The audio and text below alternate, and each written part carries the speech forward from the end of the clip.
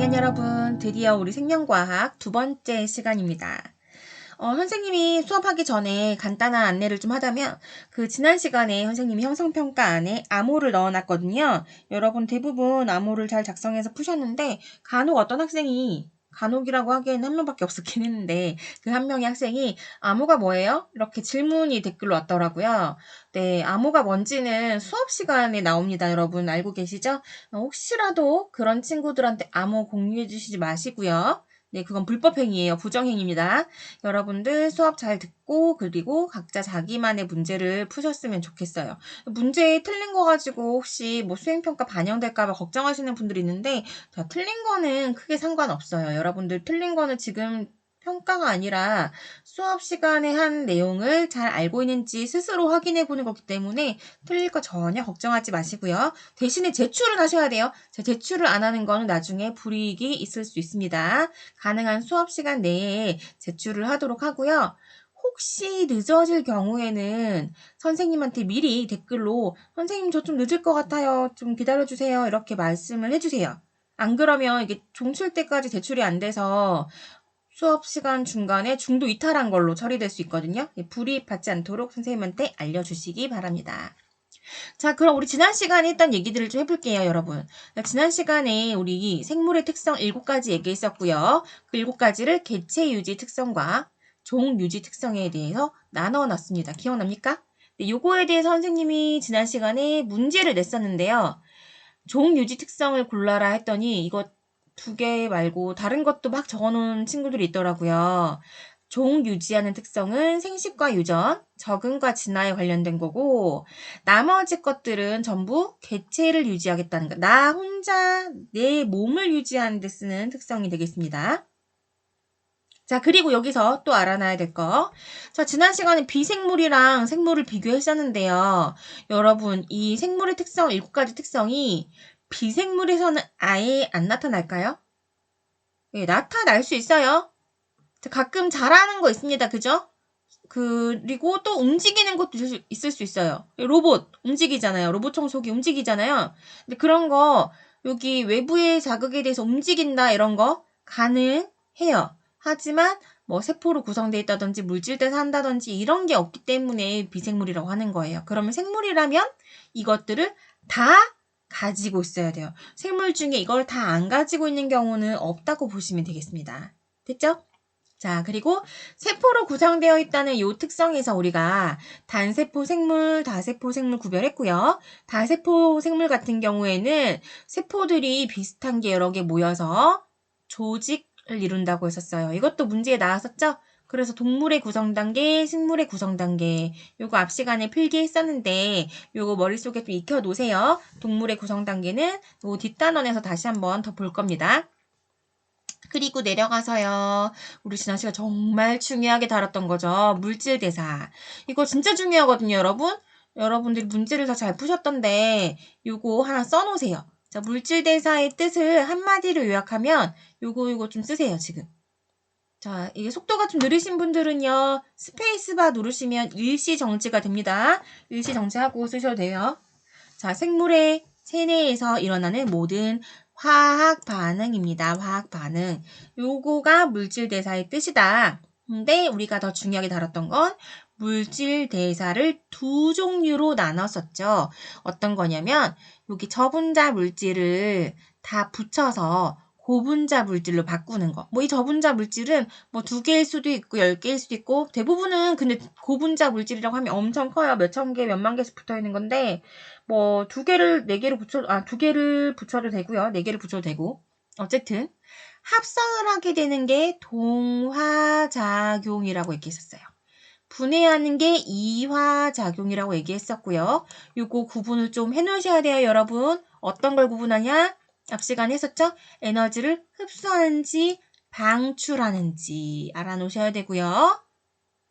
네, 이거 혹시 기억 안 나시면 앞에 동영상 꼭 보셔야 돼요. 저분자 물질을 결합에너지, 그러니까 본드 역할을 하는 결합에너지 붙여서 큰 덩어리로 만드는 게 동화작용 합성이었고, 그래서 그 결합에너지, 본드 역할을 하는 에너지를 흡수해야지만 큰 덩어리가 될 수 있다라고 했었고요. 요게 또 문제에 잘 나오는 게 예시. 자, 이렇게 생각해 거서 미안해요. 광합성, 간에서 요소 합성, 그리고 무슨 합성이라고 돼 있으면 전부 다 동화작용이라고 보시면 되겠습니다. 생물체 내에서요. 그 다음에 세포호흡, 이거 에너지 얻는 거죠, 여러분들. 내가 먹은 영양소를 분해해서 에너지 얻는 게 세포호흡이에요. 그러면 분해니까 이화작용이고요. 그때 에너지 방출되는 걸 내가 이용하는 거예요. 그래서 세포호흡은 확실하게 이화작용입니다. 다음 단어는 또 나올 거예요. 소화, 먹은 거 큰 거 분해시키는 거니까 당연히 이화작용이죠. 이거 반드시 꼭 알아놓으셔야 돼요. 만약에 문제에 이런 예시가 나온다고 봅시다. 이거 선생님한테 적어놨는데 한번 볼게요. 자, 물이랑 이산화탄소가 만나서 포도당이 되는 요거 뭐냐면 광합성이에요, 여러분. 여기에 그래서 반드시 들어가는 게 뭐냐면 여기서 빛 에너지가 들어갑니다. 빛 에너지. 선생님 펜마우스가 아직 안 와가지고 너무 불편해요. 여러분 조금만 이해해주세요. 보기 불편해도. 네, 학교에 지금 오고 있는데 이게 지금 전국적으로 사태가 그렇다 보니까 언제까지 기다려야 될지. 자, 물이랑 이산화탄소가 빛 에너지를 만나서 포도당이 있어요. 야, 여기서 포인트가 너무 많다. 이거 문제에 낼 수 있는 게 여러 가지 있어요. 이거 광합성이거든요, 여러분. 이런 광합성 과정에서 얘는 지금 동화작용이니 이화작용이니 보기에서 골라봐 라고 얘기하면 여러분 뭐 고를래요? 네, 동화작용이에요. 왜? 두 개를 합쳐서 큰 덩어리 하나로 만들었거든요. 이거 이산화탄소 화학식이 CO2, 그죠? C 한 개 붙어 있죠? 포도당 같은 경우 C6로 시작합니다. 6개나 달려있어요. 그래서 합친 거니까 어쨌든 이거 광합성이잖아요. 합성이잖아요. 동화작용이에요. 작은 걸 큰 걸로 합친 거니까 동화작용. 이름부터가 광합성이니까. 그리고 여기 에너지 보세요. 에너지를 이 반응할 때 에너지 흡수할까요? 방출할까요?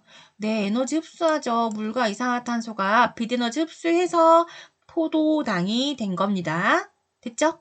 그리고 이 반응에 효소가 관여할까요? 네, 관여하죠. 왜? 얘는 물질대사니까요. 물질대사는 전부 효소가 관여한다라고 얘기했었어요. 반드시 알아놓으셔야 돼요. 이 효소가 관여합니다. 물질대사는 동화작용, 이화작용 상관없이 공통적으로 효소 관여한다는 거. 그래서 이 그림 정말 중요하다고 했었거든요. 여러분들 꼭 공부해 놓으셔야 되겠어요. 됐죠? 그래서 여기 물음의 답도 나오겠네요. 물질대사에서 화학반응 촉진하는 물질은 네, 좀 쓰세요. 효소라고 쓰시면 되겠어요. 효소. 효소는 반드시 등장하는 주인공과 같은 합니다. 잊지 마세요, 여러분. 자, 그리고 여기 화성생명체 탐사하는 문제라고. 화성생명체 탐사하는 글이 나와 있는데요. 이거 여러분들 부교재 가서 문제 풀 때 선생님이 간단하게 설명해 드릴게요. 일단 걱정하지 마시고 넘어가세요. 부교재는 미리 좀 준비해 놓으시는 게 좋겠어요. 선생님 전날에 말은 해줄 건데 혹시 부교재 그 나중에 혹시나 품절될 수도 있으니까 미리미리 준비하시는 게 좋을 것 같아요. 요즘 EBS 교재가 인기가 많거든요. 준비 꼭 하시고요. 넘어갈게요. 자, 오늘 발생과 생장으로 갑니다, 여러분. 개구리와 같은 다세포 생물은요, 하나의 수정란이 개체로 되는 발생을 한대요. 이게 무슨 말이에요? 발생? 생장은 여러분 무슨 말인지 알죠? 성장이란 말도 쓰는데, 생물이 성장하는 거를 우리가 생장이라고 얘기해요. 생장할 때 반드시 필요한 게 뭐냐면, 다세포 생물 같은 경우에 세포 수를 늘려야 돼요. 내가 더 큰 어른이 되기 위해서 또는 내가 살이 찐다 전부 세포의 숫자가 늘어나는 겁니다. 그럼 세포의 숫자를 늘리기 위해서는요. 밖에서 세포를 더 붙여서 갖고 올 건 아니잖아요. 네, 내가 갖고 있는 세포를 분열시켜요. 영양분 흡수해서 체세포를 분열시켜서 세포 수를 늘려가면 생장을 합니다. 여기 줄 그어주시면 되겠어요. 생장하는 방법, 체세포 분열을 통해 세포 수를 늘려가면서 생장한다. 균형세포 분열이 아니라 체세포 분열이라고 돼 있죠. 이거 체세포 분열 말고도 생식세포 분열이라는 다른 형태의 분열이 있기 때문에 이렇게 비교하려고, 구분하려고 적어놓은 거예요. 생식세포 분열은 다다음 단원에 가시면 여러분 선생님이랑 같이 공부할 수 있어요. 되게 중요한 단원이 나오게 됩니다. 자, 그러면요. 생장의 뜻까지는 우리가 얘기했는데요.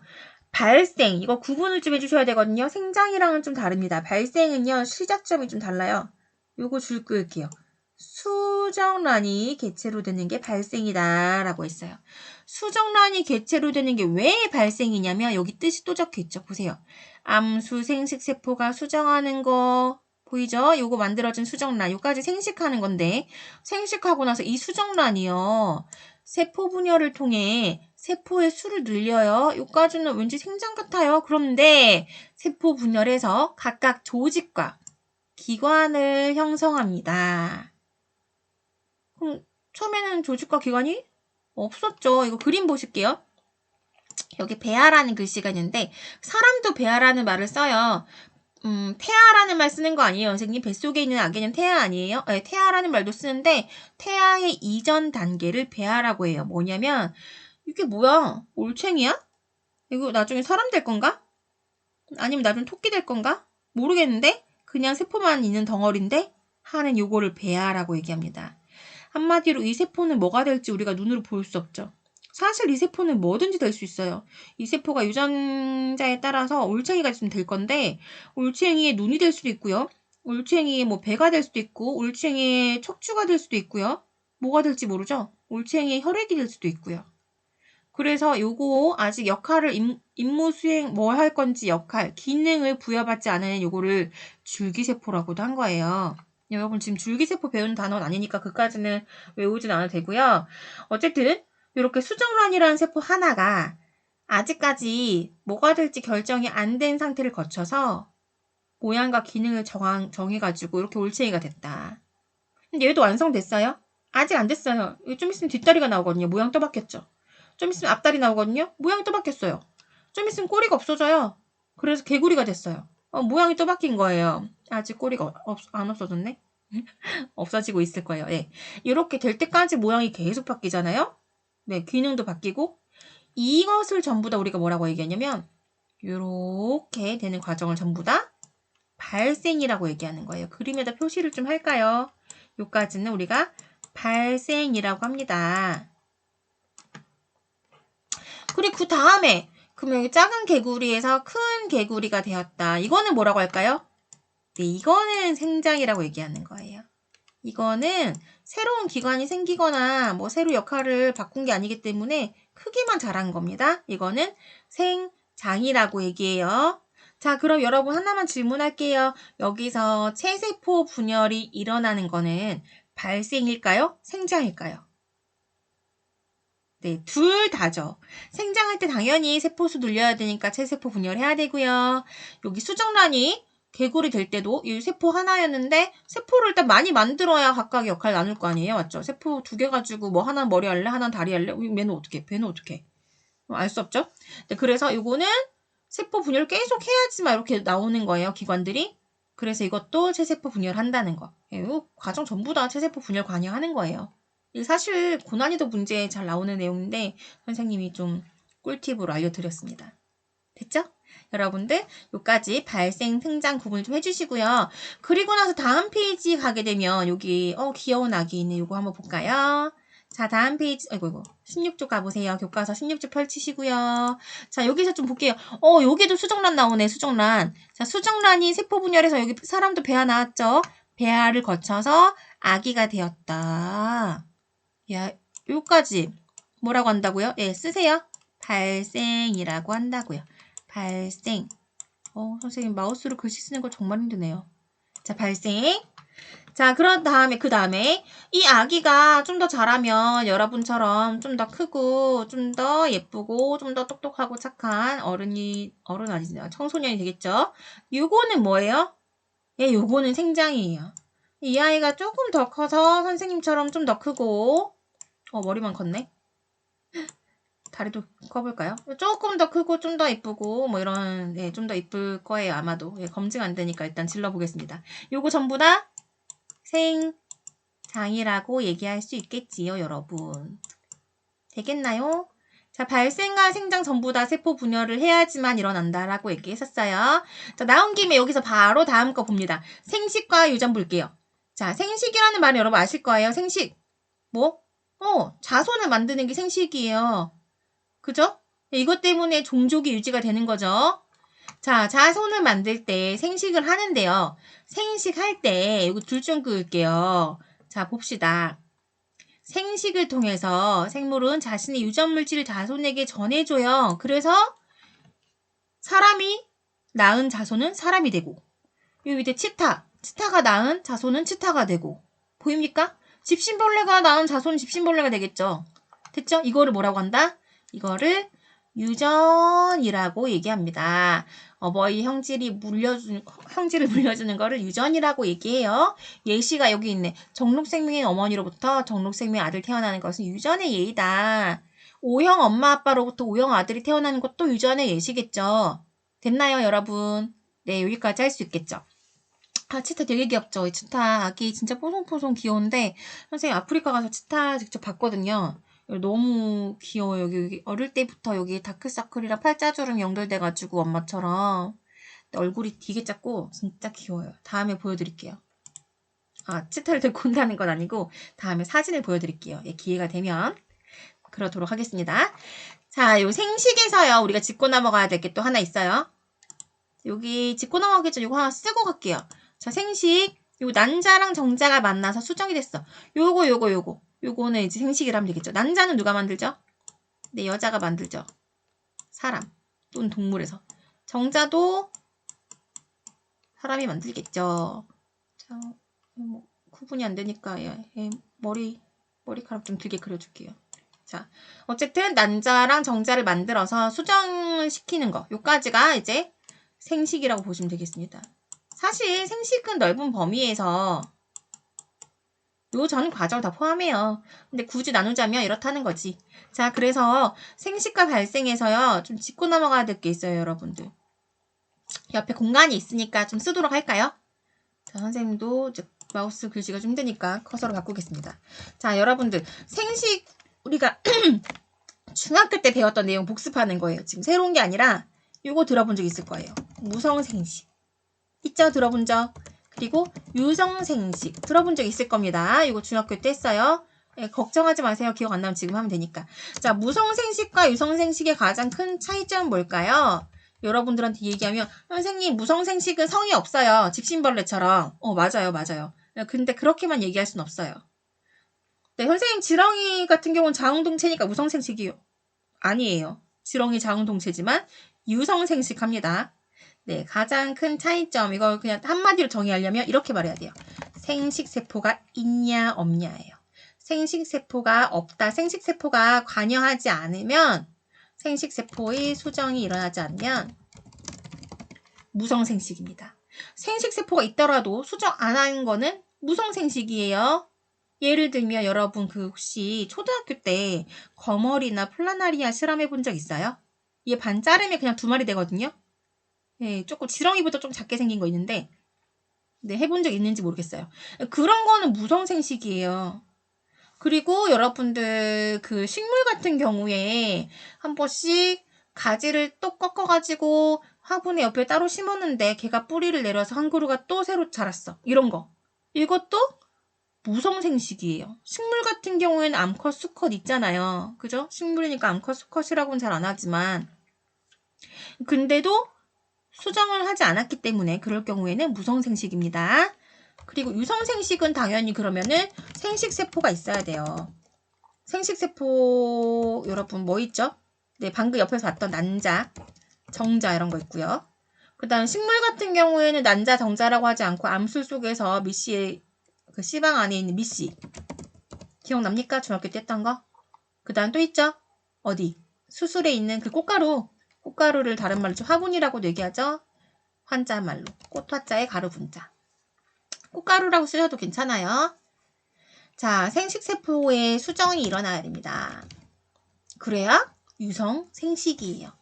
그래서 무성생식의 얘는 뭐 있냐면 좀 전에 여기 사진에 있는 집신벌레 있잖아요. 집신벌레. 이거 같은 경우에 단세포 생물이거든요. 그래서 단세포 생물은 세포 하나가 한 마리니까 얘는 세포 분열을 하잖아? 그럼 세포가 2개 되겠네? 세포가 2개 됐으니까 그냥 걔는 각각 한 마리 2마리인 거예요. 단세포 생물은 그냥 단지 세포 분열로만 생식을 할 수 있다는 거. 그래서 이거는 뭐 세균이라든지 그죠? 아메바, 집신벌레 등등등 효모 같은 것도 마찬가지. 뭐 이런 거 있을 수 있어요. 효모, 맥주 같은 거에 들어가는 거 뭐 이런 거 있잖아요. 자, 그 다음에 단세포 생물 말고도 여러분 아까 얘기했듯이 식물의 줄기를 꺾어서 꼽는다거나 뭐 이런 거 뿌리만 잘라가지고 가서 꼽았더니 새로운 나무가 한 그루 생겼다거나 이런 거 그런 거는 이제 생식기관이 아니라 줄기나 뿌리 같은 영양기관을 이용했다고 해서 영양생식이라 그래요. 그래서 이것도 무성생식에 포함됩니다. 됐죠? 이거 알아놓으시고요. 유성생식 같은 경우에는 대부분의 다세포 생물 뭐 동물도 마찬가지, 식물도 마찬가지 이런 게 전부 유성생식이다라는 거 알고 계시면 좋겠습니다. 됐나요, 여러분? 그러면 집신벌레한테는 생장이란 개념은 없겠네요. 하지만 얘가 외부 물질을 흡수해서 자라는 건 있어. 단세포 생물이 커지는 건 있어. 생장이 있긴 있어요. 근데 얘는 세세포 분열을 하게 되면 바로 생식이 된다는 거는 알아놓읍시다. 됐죠, 여러분? 네, 여기까지 했습니다. 예, 오늘의 암호 하나 나갈게요. 오늘의 암호는 요 귀요미, 요 암호 1번. 치타 할게요, 치타. 됐죠? 치타는 뭐, 맞춤법이 어려운 것도 아니니까 외울 수 있겠죠, 치타. 예, 귀여운 치타 갈게요. 자, 그 다음 내려갈게요, 여러분. 아, 내려가는 게 아닌지 올라가야 됩니다. 우리 아직 안 한 게 있죠? 위에 가서 4번, 자극에 대한 반응. 5번, 항상성. 요거 할게요. 자, 외부의 자극이 오면 우리는 반응을 해요. 그죠? 예를 들면 식물 같은 경우에는 빛을 비춰주니까 굽어 자란대요. 여기 보실래요? 자, 여기 빛이 오면은 식물이 굽어 자란다. 어떤 생물은 빛이 오면 반대로 굽어 자라는 것도 있어요. 어쨌든 간에 반응을 한 거예요. 외부 자극으로부터. 그리고 농구 선수는 공을 보면서 딱 띄어로 잡았어. 이런 거 반응한 거죠. 선생님 같은 경우에는 보통 공을 피해요. 무서우니까. 네. 제가 공을 잘 못 잡거든요. 못 잡을 거니까 맞을 거니까 이제 피하는 거지. 그런 거 전부 자극에 대해서 반응하는 거예요. 갑자기 햇빛이 딱 비쳐. 눈부셔요 하고 눈을 찡그렸다. 이것도 자극에 대해서 반응한 거예요. 자, 더우니까 땀 흘려요. 이것도 외부 자극에 대해서 반응한 거예요. 되겠죠? 외부 자극 또는 내부 자극에 대해서 여러 가지로 반응합니다. 자극은 외부에서만 오는 건 아니에요. 내부에서 올 수도 있어요. 갑자기 배가 아파서 내가 허리를 굽힌다든지 이렇게 하는 것도 마찬가지. 전부 반응이에요. 됐죠? 자, 어쨌든 이렇게 자극에 반응을 해야지만 생명을 보호할 수 있어요. 갑자기 뜨거운 거 만졌는데 가만히 있으면 안 되잖아. 아, 뜨거워 하고 손을 떼야지. 그런 게 반응하는 거고 내가 나를 보호할 수 있는 장치가 되겠지. 그죠? 이러면서 또 있어요. 자, 이렇게 반응을 하면서 내 몸을 항상 일정하게 유지하려는 성질이 항상성입니다. 제 반응이랑 항상성 줄 좀 꺼놓을게요. 항상성 유지는 왠지 문제에 자주 출제될 것만 같죠? 예, 실제로 그래요. 단독으로는 출제가 잘 안 되는데요. 요 예시가 이때까지 역대 수능 문제로 보면 항상성이 되게 많이 나왔어요. 쉬운 문제에서 어렵진 않아요. 자, 그래서 예를 들면 어떤 게 있는지 예를 잘 알아놓는 예시를 잘 알아놓으시면 됩니다. 혈당량을 일정하게 조절한대요. 체온을 일정하게 조절한대요. 이런 거. 자, 여기 더울 때 땀을 흘렸어요. 반응한 거죠. 그 반응으로 인해서 내 체온이 36.5도에서 더 이상 올라가지 않도록 내가 유지한 거잖아요. 그래서 이거 땀을 흘렸다까지만 보면 반응한 건데 땀을 흘려 체온을 조절했다. 체온이 일정하게 유지됐네. 항상 일정하게 유지하려는 항상성의 예시입니다. 라고 답할 수 있는 거예요. 항상성은 예시 문제가 잘 나온다는 거 알고 계세요? 됐죠, 여러분? 근데 이거 말고도 여러 가지 있어요. 항상성 유지하는 거. 그죠? 주로 체온 얘기가 많이 나오고요. 그죠? 그리고 예를 들면은 사막에 사는 생물 같은 거 있잖아요. 사막쥐 같은 거 또는 뭐 고슴도치 이런 애들. 이런 애들은 물을 많이 못 마시거든요. 그래서 체내 염분이 잘못하면 너무 올라갈 수가 있어요. 농도가 너무 진해질 수가 있거든요. 그러면 얘들은 화장실을 갈 때, 그러니까 쉬할 때 물만 내보내면 안 그래도 물이 없는데 아깝잖아요. 물만 내보내면 체내 농도가 더 올라갈 수도 있겠죠. 그래서 사막에 사는 이런 생물들은 오줌 농도의 염분이 매우 높아요. 몸속에 염분도 같이 배출을 해야지만 물을 못 마셔도 농도가 진해지지 않기 때문에. 그래서 체내 삼투압, 그러니까 체내 그 농도를 유지하기 위해서 굉장히 염분의 농도가 진한 오줌을 배설한다라는 말이 나왔어요. 이거는 뭐의 예시일까요 하면 근데 이것도 항상성의 예시입니다. 그러니까 내용이 뭐가 나올지 몰라요. 그 해 수능에 또는 중간고사, 기말고사에 내가 처음 보는 생물 나올 수도 있어요. 고슴도치가 뭐 어떻게 사는데 내가 어떻게 알아? 모른다고 하지 말고 그 예시의 설명을 쭉 적어놓은 걸 보고 뭔가 일정하게 유지시키는 것 같다. 그러면 항상성입니다. 됐죠, 여러분? 어렵지 않게 풀 수 있겠죠? 자, 넘어가 볼게요, 여러분. 적응과 진화로 가봅니다. 자, 좀 전에 사막에 사는 생물 이런 얘기 했었는데요. 또 얘기 나왔어요. 건조한 사막에 사는 선인장이 잎이 가시 모양 변형돼서 수분의 손실을 줄일 수 있다.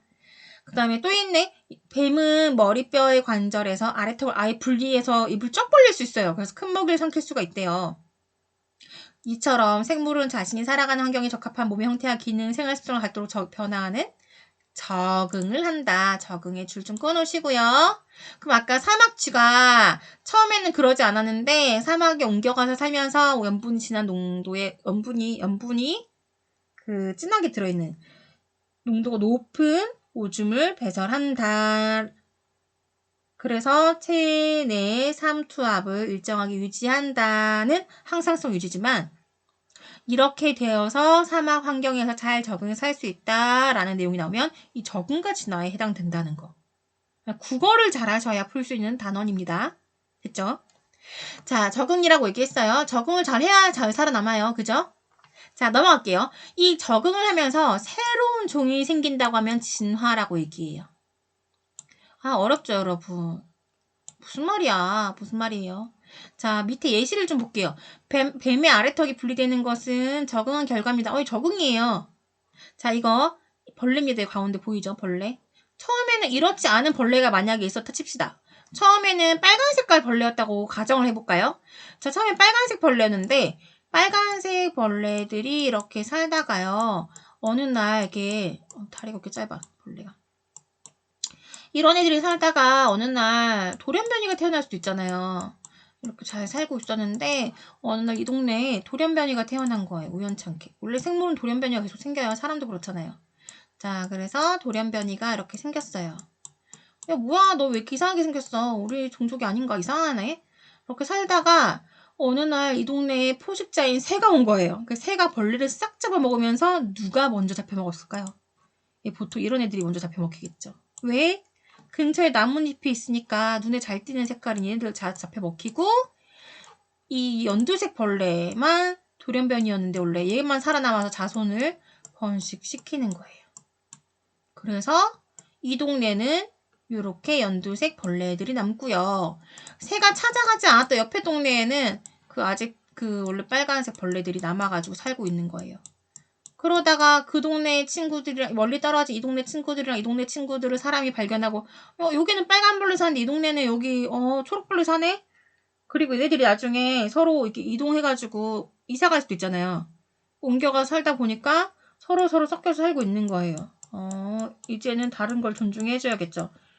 자식의 한참을 세대가 거듭되다 보니까 얘네들이 연두색 벌레는 연두색 벌레대로 잘 살아가고 얘는 또 얘대로 잘 살아가고 물론 그러다 새가 한번 오면은 또 싹 잡아먹히고 하겠지만 됐죠? 그래서 이 두 종류의 생물이 됐네 이제 한 종류, 두 종류 그죠? 그래서 진화했다라고 얘기할 수 있는 거예요. 적응을 하다 보니까 이렇게 종이 두 종류가 됐네? 새로운 다양한 종이 생겼네. 이게 진화예요. 그 진화라는 거는 결국 여기 다양한 생물이랑 연관이 됩니다. 다양한 생물이 많이 있을수록 건강한 생태계거든요. 진화라는 거는 좋은 뜻이네요. 그죠? 됐나요, 여러분? 적응하고 진화한다라는 거 알고 계시고 요거 교과서에 자주 나오는 예시가 있어요. 이런 애들 한번 볼까요? 자, 여우입니다. 여우인데 우리가 알고 있는 그 진돗개만한 여우 있잖아요. 한국에 많이 사는 애. 걔랑 좀 다르게 생겼죠. 얘는 사막에 사는 사막여우예요. 귀가 엄청 크고요. 얼굴에 비해서 귀가 엄청 크죠. 토끼만 합니다. 그리고 몸집도 그냥 토끼만 해요. 진돗개 그 여우만큼 크지 않고 얘는 토끼만한 작은 여우예요. 근데 몸집은 작은데 귀는 또 엄청 크고 코도 앞으로 쭉 튀어나왔어요. 그런데 반대로 추운 동네 사는 애 볼게요. 이거 곰같이 생겼지만 여우예요. 아까 걔랑 좀 다르죠? 코도 뭉툭하게 들어가서 얼굴이 둥글둥글하고요. 털도 되게 촘촘하게 나 있고 귀는 정말 작아요. 딱 달라붙어 있죠. 보이나요? 네, 이게 북극에 사는 북극여우예요. 아까 사막여우랑 북극여우랑 생김새가 다른 것도 뭐 때문이냐면 적응한 결과입니다. 추우니까 체온 손실을 방지하기 위해서 일단 덩치를 키워요. 덩치를 키우면 자, 그 부피 구하는 식 아시죠, 여러분? 부피를 구하면 단위가 항상 세제곱배잖아요. 그죠? 면적은 제곱배고. 그래서 덩치를 키우면 피부표 면적이 늘어나는 건 제곱으로 늘어나는데 부피는 세제곱으로 늘어나니까 안에서 세제곱에 대한 열이 막 발생하는데 바깥으로 방출되는 거는 제곱배밖에 안 되거든요. 그래서 열을 밖으로 방출 많이 안 시키고 열을 많이 아낄 수 있다는 거. 그래서 추운 동네에 사는 생물들은 대체로 몸집이 큽니다. 사람도 신기하게 추운 동네 가면 몸집이 또 크잖아요. 북유럽이나 이쪽에 가면. 자, 그래서 몸집은 크고요. 신체 말단 부위를 줄여서 열이 손실되지 않도록 하고요. 사막여우는 반대로 신체 말단 부위를 늘리고요. 코도 이렇게 쭉 튀어나와서 여기로 열이 잘 방출될 수 있도록 적응한 거예요. 자, 그러면은 이렇게 적응하다 보니까 종이 두 종이 됐잖아요. 원래 애들이 처음에 비슷하게 생겼을 거란 말이죠. 그런데 우연찮게 이사를 가서 살다 보니까 추운 동네 사는 애는 북극여우처럼, 더운 동네 사는 애들은 이렇게 사막여우처럼 바뀌면서 얘들이 오랜 세월 동안 이런 애들이 많이 살아남은 거예요. 그러니까 더운 데 가니까 갑자기 귀가 쭉 길어진 게 아니라 얘네들이 자식을 낳다 보니까 어떤 애는 귀가 좀 크고 어떤 애는 그냥 원래대로 살았어요. 근데 또 자식을 낳다 보니까 또 그중에 또 귀가 큰 애가 있고 중간 큰 애가 있고 작은 애가 있고 더 작은 애가 있을 건데 동네가 덥다 보니까 이 귀가 작고 몸집이 큰 애들은 더위에 잘 죽는 거예요. 올해 심하게 폭염이었다. 그럼 그 해에 그런 애들 잘 죽는 거예요. 다 죽고 유전자를 못 남기고 이 귀가 크고 더위에 잘 적응한 애들이 다손을 남기니까 요런 애들만 살아남아서 사막여우라는 한 종이 되었다 이 말입니다. 자, 여기 적응과 진화에는 사실 예시가 되게 많아요. 갈라파고스 군도에 사는 핀치새 얘기는 핀치가 이제 그 참새라는 뜻인데 여기 사는 애들 같은 핀치 같은데도 불구하고 한 13종류의 핀치가 살아요. 부리 모양이 다 다르네요. 섬마다 먹을 수 있는 먹이가 한정되어 있다 보니까 이들이 먹이에 따라서 다 바뀌었대요. 나무 틈새에서 뭐 꺼내 먹어야 되는 애랑 뭐 씨 같은 거, 씨앗 같은 거 먹는 애들이랑 뭐 부리가 다 다르게 생겼다 이런 얘기예요. 갈라파고스 군도가 고립되어 있는 섬이다 보니까 안에 가면 적응과 진화에 대한 얘기가 굉장히 많이 나오고 우리 교과서에도 그 얘기가 실려 있거든요. 우리 다음 시간에 그건 좀 살펴보도록 하겠습니다. 여러분 요거까지 공부를 좀 하시고요. 오늘 아까 암호 나온 거 기억하시죠? 네, 그래서 오늘도 형성평가를 잘 푸시고 넘어가시면 되겠어요. 시간 내에 제출해 주시고 아까 얘기했던 대로 늦을 것 같으면 선생님 댓글로 꼭 남겨주셔야 돼요. 마음이 급해서 선생님 말이 좀 빨랐는데 그 동영상에 배속 조절하시면서 잘 보시고요. 그리고 여러분들 형성평가까지 제출을 시간 내에 꼭 하셔야 된다는 거 알고 계시고 수고 많이 하셨습니다. 자, 숙제로 갈게요. 과제로 가세요.